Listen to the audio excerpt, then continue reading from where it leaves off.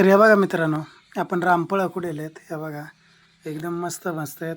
वर गेलो होतो आपण, झाड आहे घरामागचा. हे बघा मस्त आहे ते. हे बघा अशा पद्धतीत आहेत. हे बघा मस्त. बाकीचे मोठाले आहेत आणि बाकीचे आहेत छोटे छोटे, कारण ते पिकायचे आहेत. हे बघा इकडं मागं झाड आहे, इकडं पाठीमागं झाड आहे. ते आवडीची भाजी लावली.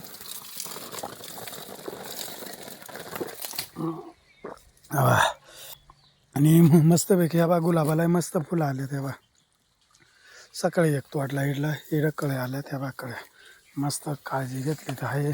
आणि हे बघा इकडं वर आहे आपला रामफळाचा झाड आहे नाही का.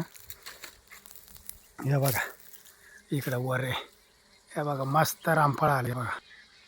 हे बघा आणि याच्यातलीच कुठली आहेत तरी अजून बाकीची खुडायची बाकी आहेत, तरी खुडायची बाकी आहेत. तर मित्रांनो, कसा झाला हा छोटासा व्हिडिओ. तर व्हिडिओ जर आवडल्यास लाईक करा, कमेंट करा आणि शेअर नक्की करा. सबस्क्राईब पण करा. आणि इथं मस्त एक पेरूचं झाड आहे. हे बघा भरपूर पेरू लागलेत आता. लाल पेरू आहे हा, एकदम मस्त पेरू आहे.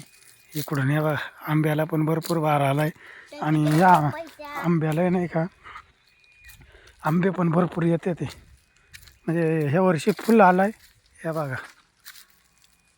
खाले म्हणजे बरेच आहे. पण आता जेव्हा भाजतील तेव्हा बाजले पाहिजेत. मस्तपैकी घराच्या मागचा परिसर आहे. आणि इकडे लिंबवणीचं झाड आहे. आता ही लिंबवणी आहे ना वर्षभर येते. म्हणजे आता बघा, आता काही लिंब हे आवडले लागलेत, काही अजून या बारीक आहेत. हे बघ बारीक आहेत, काही अजून फुलं येते आणि काही मोठाले येते. म्हणजे असे कंटिन्यू चालूच राहते तिला. म्हणजे आपल्याला विकत आणायचीच गरज येत नाही.